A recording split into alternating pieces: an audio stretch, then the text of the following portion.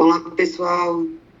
Hoje eu vou apresentar um estudo desenvolvido por pesquisadores do IPEA, realizado em 2010, que analisa os efeitos de uma política pública anticíclica do setor automobilístico brasileiro sobre a redução do IPI. Esse trabalho é uma contribuição importante porque ele avalia com base empírica e econométrica se essa medida realmente funcionou para impulsionar as vendas de veículos após a crise financeira de 2008. A análise foca no período entre janeiro e novembro de 2009 e, como vamos ver, ele traz implicações relevantes para o desenvolvimento de políticas públicas em tempos de crise. Esse trabalho é um trabalho como parte das avaliações de mestrado para o mestrado em economia profissional, mestrado profissional em economia e mercados do Mackenzie. Bom, o que motivou os pesquisadores a realizarem esse trabalho foi a queda brusca na venda dos veículos do Brasil logo após a crise financeira de 2008. Como o setor automotivo é muito representativo na economia, correspondendo a mais ou menos 5% do PIB total, ele emprega mais de 1,5 milhão de pessoas direta ou indiretamente. E aí o governo adota uma medida emergencial, que foi a redução do IPI, para estimular o setor. Essa política foi bem recebida na época, mas até então não existia uma análise robusta, com base em estatística, que mostrasse o real impacto dessa medida. E, portanto, esse estudo tem um papel importante de mostrar com dados o que funcionou e por que funcionou. Bom, a pergunta central do estudo é: qual foi o impacto da redução do IPI sobre a venda dos veículos no período pós-crise? A hipótese inicial é de que a desoneração do imposto do IPI aumentou significativamente a demanda por veículos, já que isso reduziu o preço final ao consumidor. Além disso, o trabalho investiga como essa política se compara a outros fatores importantes, como crédito disponível, renda das famílias, sendo que o objetivo principal é medir essas relações e qualificar o impacto da política. Para isso, os autores usaram um modelo econométrico que leva em conta tanto os efeitos de curto quanto os efeitos de longo prazo.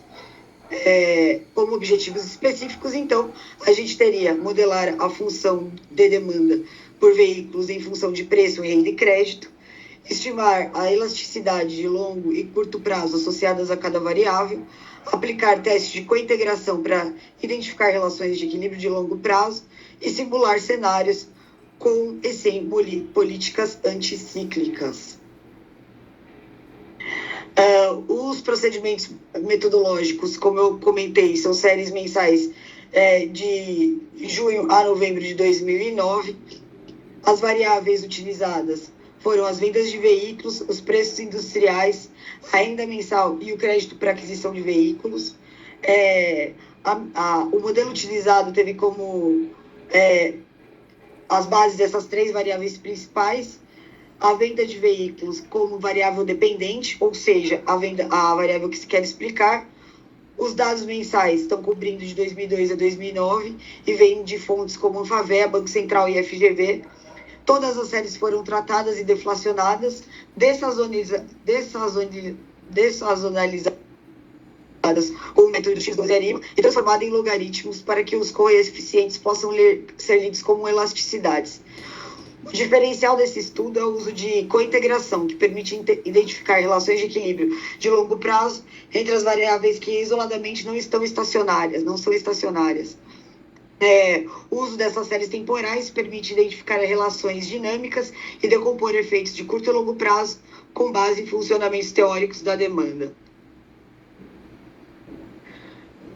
Os principais resultados encontrados. Os resultados que os pesquisadores encontraram mostram que a política de redução do IPI teve um impacto relevante. Cerca de 20,7% das vendas de veículos entre janeiro e novembro de 2009 podem ser atribuídas diretamente à desoneração do imposto. Quando a gente olha para as elasticidades de longo prazo, a renda foi a variável com maior impacto, seguida do preço e depois crédito. Mas, no curto prazo, quem se ajusta mais rápido é o crédito, o que mostra que políticas de financiamento também têm seu papel importante.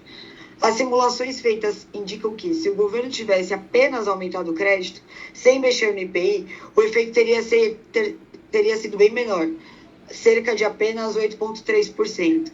Já a combinação das medidas teria gerado um aumento de 3,2% a mais nas vendas, mostrando que a desoneração teve um peso maior na decisão de compra.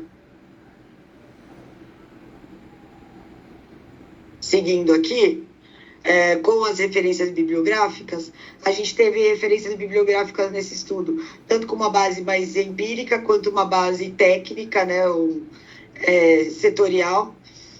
O trabalho vai dialogar com referências teóricas e empíricas importantes.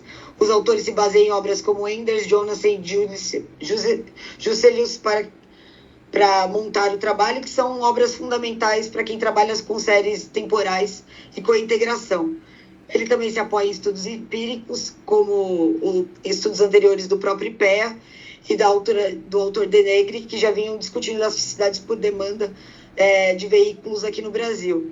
Isso dá uma base sólida para esse estudo, tanto do ponto de vista metodológico, quanto do ponto de vista econométrico, a partir dos resultados encontrados. É isso, muito obrigada a todos aí pelo